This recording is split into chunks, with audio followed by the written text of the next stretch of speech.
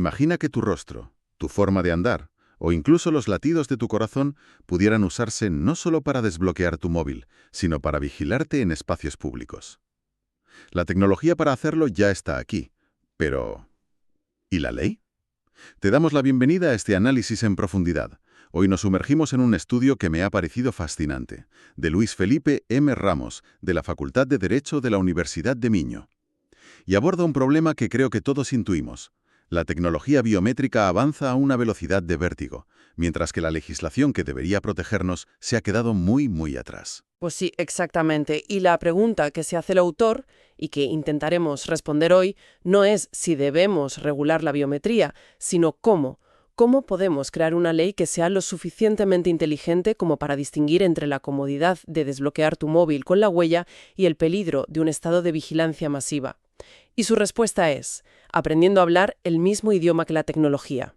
Para eso propone una herramienta, una taxonomía, es decir, una forma de clasificar los sistemas biométricos para que los legisladores puedan, por fin, entenderlos y regularlos con precisión quirúrgica, protegiendo derechos sin frenar la innovación. De acuerdo. Entonces, antes de llegar a la solución, exploremos bien el problema. El estudio parte de una premisa que ya es parte de nuestro día a día. La biometría está por todas partes. Controles de acceso, fronteras, identificación digital. Pero la preocupación por la privacidad crece al mismo ritmo. Y se subraya un punto que me parece la clave de todo. Los datos biométricos son insustituibles.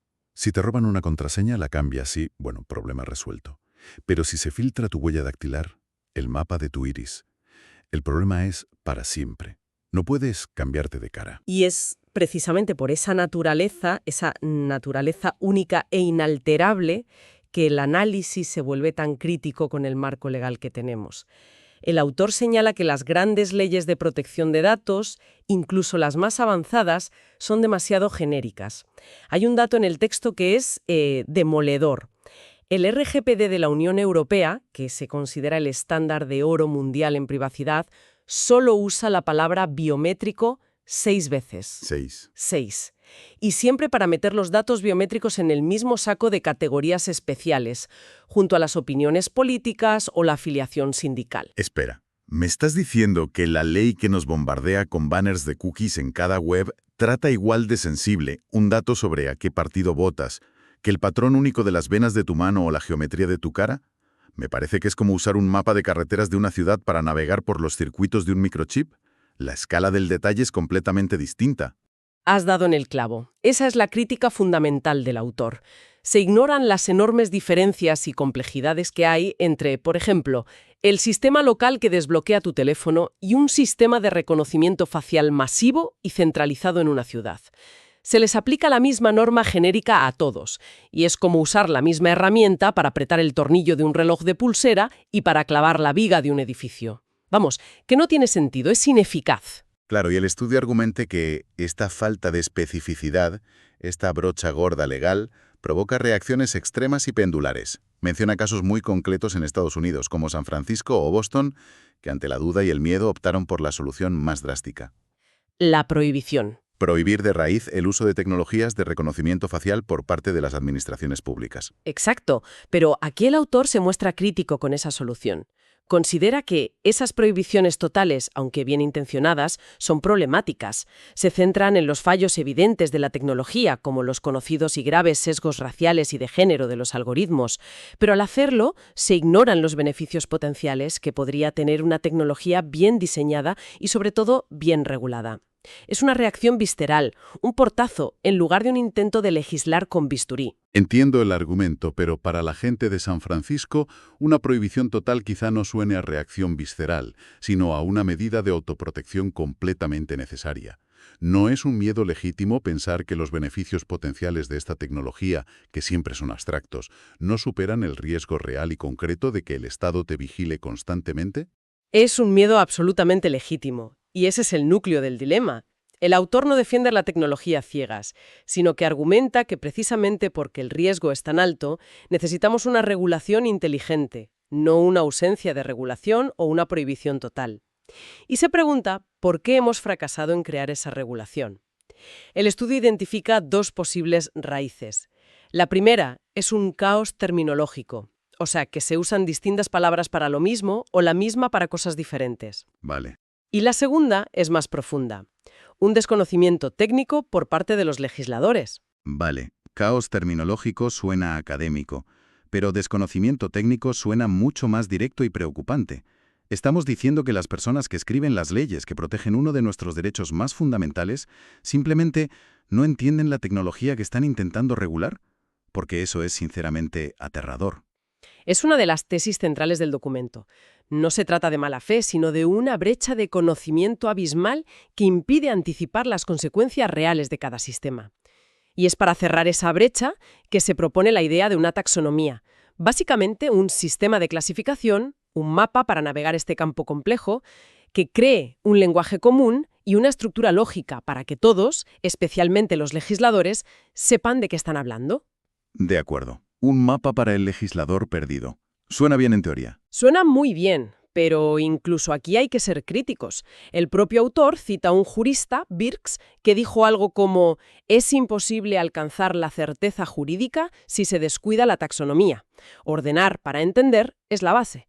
Sin embargo, la gran pregunta que flota sobre todo esto y que el estudio reconoce es ¿puede una clasificación así, por muy bien hecha que esté, seguir el ritmo del avance tecnológico? Se afirma que pretende ser una herramienta dinámica y tecnológicamente neutra, pero lograr eso es un desafío inmenso. La tecnología no espera a que la ley se ponga al día. Esa es la cuestión clave, ¿verdad? Estamos intentando construir una casa legal sólida sobre un terreno que sufre terremotos tecnológicos cada pocos meses. A ver si los cimientos de esta taxonomía parecen lo bastante fuertes. Vamos a desgranarla, categoría por categoría. La primera es la naturaleza de la característica. La clasificación neoclásica se divide en tres.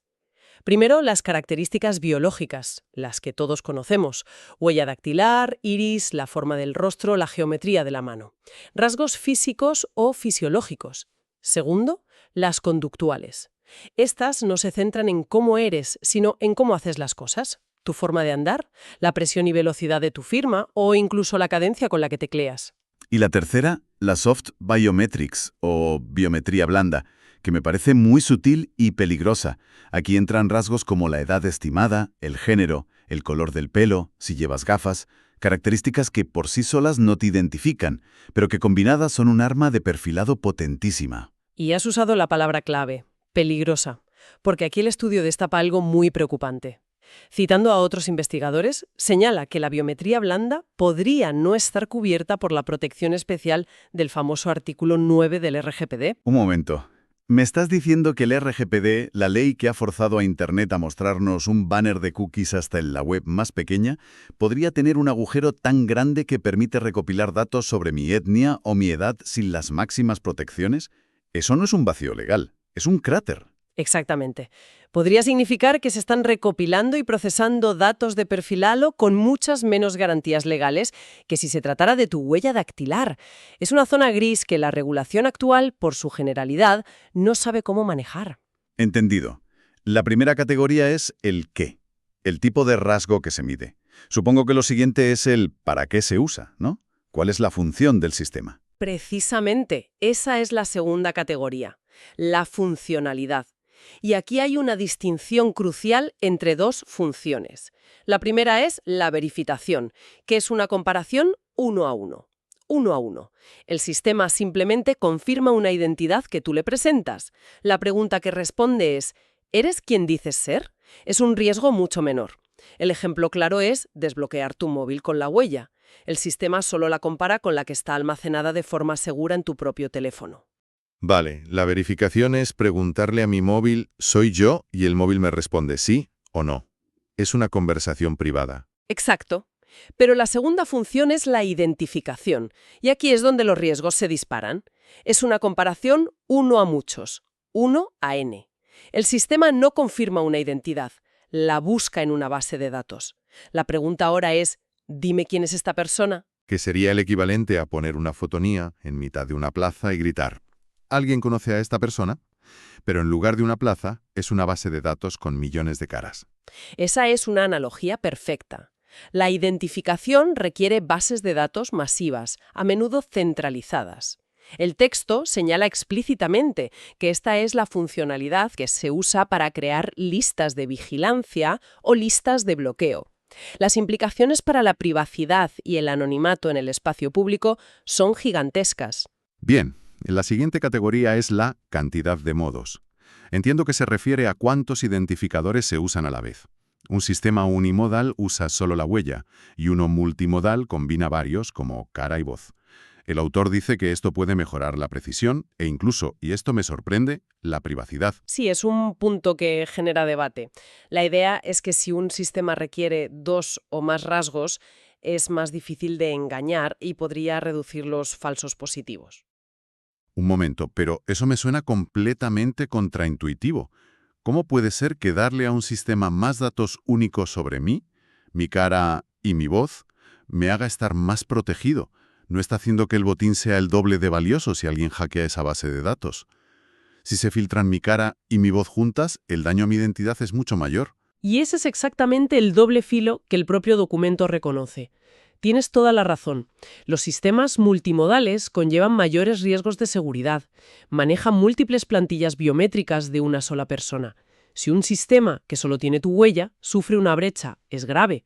Pero si un sistema multimodal que tiene tu huella, tu iris y tu voz es vulnerado, la catástrofe para tu identidad es casi total. Es una compensación directa entre precisión y seguridad. Más datos sensibles significa más puntos vulnerables. Es una compensación muy delicada. Las siguientes dos categorías, forma de interacción y forma de cooperación, me parecen el centro de la batalla por los derechos. Tratan sobre si sé que me están vigilando y si estoy colaborando. Totalmente. Son el epicentro del debate ético. La interacción se pregunta si la persona es consciente de la captura de datos. Si lo sabe y participa, es consciente. Si los datos se capturan sin que se dé cuenta, como con una cámara lejana, es no consciente. Y la cooperación va un paso más allá. Incluso si eres consciente, colaboras activamente. Si ayudas al sistema, eres cooperativo. Si intentas evitarlo tapándote la cara, eres no cooperativo. Entonces, un sistema no consciente es básicamente cualquier cámara de seguridad en un centro comercial que tenga un software de reconocimiento facial activado. Yo estoy paseando, comprando y no tengo ni idea de que me están analizando. No he consentido nada, ni explícita ni implícitamente. Exacto. Y ahí es donde el estudio conecta directamente con la ley.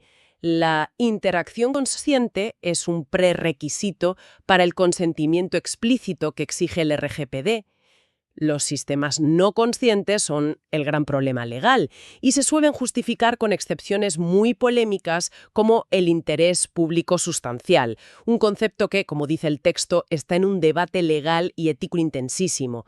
El documento incluso menciona la biometría standoff o clandestina, donde la captura se hace a distancia, sin el conocimiento del sujeto. En ese escenario, ni siquiera se puede hablar de cooperación, porque el sujeto ignora por completo que está siendo analizado. Es la definición de la vigilancia invisible.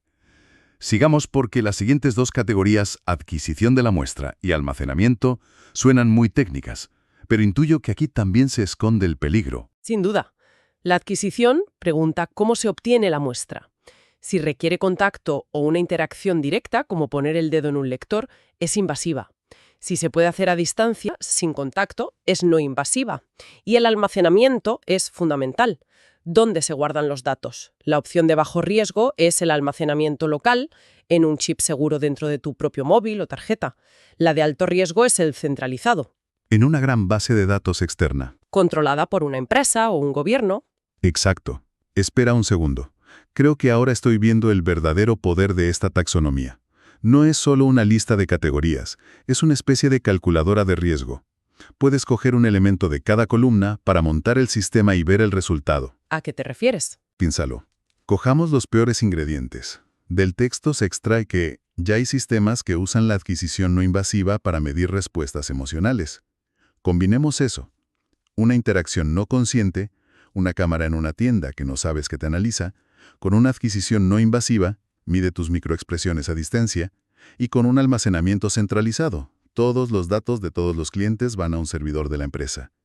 El resultado de esa suma es la vigilancia emocional a gran escala. Es esa la idea. Darle a los legisladores una fórmula para identificar el peligro. Lo has descrito perfectamente. Esa es la utilidad práctica de la taxonomía. Permite construir los escenarios y evaluar el riesgo real. La decisión de dónde almacenar los datos, por ejemplo, define por completo el nivel de control que tiene el individuo y el riesgo catastrófico de una brecha de seguridad masiva. Un hackeo a una base de datos centralizada con millones de rostros es un desastre nacional. Un robo de tu móvil es un problema individual. La ley debería tratar esos dos escenarios de forma radicalmente diferente. Queda una última categoría, la octava, el nivel de riesgo, que parece la conclusión lógica de todo lo anterior. Así es. Está directamente inspirada en la nueva Ley de Inteligencia Artificial de la UE y clasifica los sistemas en 3 niveles. Primero, el riesgo inaceptable, que directamente se prohíbe. El ejemplo paradigmático es el uso de identificación biométrica remota en tiempo real en espacios públicos por parte de la policía. Para identificar a alguien a posteriori, después de que haya ocurrido un delito. Y finalmente, el riesgo bajo o mínimo, con un uso casi libre y solo con obligaciones de transparencia. Exacto. Este enfoque basado en el riesgo es un gran paso adelante, parece muy sensato. Pero, como siempre, el diablo está en los detalles, en la letra pequeña. Me lo imagino. La palabra excepciones debe aparecer por algún lado, ¿verdad? Y es una palabra que está haciendo mucho trabajo. La ley de IA prohíbe la identificación en tiempo real, salvo ciertas excepciones, limitadas para delitos graves. Esas excepciones son el verdadero campo de batalla legal y político. ¿Quién define qué es un delito grave? ¿Qué garantías hay para que la excepción no se convierta en la norma? Este enfoque de la taxonomía es un punto de partida excelente, pero su efectividad real dependerá de lo estrictas o laxas que sean las definiciones y las excepciones que se permitan en la ley final. Muy bien, hemos recorrido el mapa completo. Si tuviera que resumir lo que hemos analizado, me quedo con 3 ideas. La primera, que las leyes actuales son un traje de talla única que no le sirve a casi nadie en el complejo mundo de la biometría. Es una solución torpe para un problema muy sofisticado. Totalmente de acuerdo. Segundo, que esta taxonomía ofrece por fin un lenguaje común, una estructura para que los legisladores y la sociedad en general entiendan de qué estamos hablando. Pone nombre y apellidos a cada tipo de sistema, en lugar de meterlo todo en el mismo saco. Y tercero, y para mí lo más importante, esto permite crear reglas a medida. Deja meridianamente claro que no es lo mismo el sistema de verificación 1 a 1, consciente y con almacenamiento local en tu móvil, que un sistema de identificación 1 a n, no consciente, no invasivo y con una base de datos centralizada. Necesitan y merecen regulaciones radicalmente distintas. Totalmente. Yo añadiría una conclusión que me parece fundamental. Estas no son solo distinciones técnicas, son distinciones sobre poder y sobre derechos. La diferencia entre una interacción consciente y una no consciente es la diferencia abismal que hay entre el consentimiento y la vigilancia. La diferencia entre el almacenamiento local y el centralizado es la que hay entre el control individual de tus datos y un tesoro digital esperando a ser robado o mal utilizado por un gobierno o una empresa. Esta taxonomía es una herramienta, una muy necesaria, pero su utilidad final dependerá de la voluntad política de usarla para proteger de verdad a la ciudadanía, y no solo para facilitar el despliegue de tecnologías cada vez más potentes. Para terminar, me quedo con una pregunta que inspira el propio documento, una para reflexionar. Esta propuesta nos ayuda a regular la tecnología que ya existe o que podemos prever, pero ¿qué pasa con la que aún no se ha inventado? Si una futura ley se basa en esta taxonomía, ¿cómo nos aseguramos de que no quede obsoleta en 5 años, cuando quizás se puedan analizar biomarcadores que hoy ni imaginamos, como nuestra firma de calor corporal o el microbioma único de nuestra piel? La carrera entre tecnología y ley parece no tener fin. Gracias por acompañarnos en este análisis. Hasta la próxima.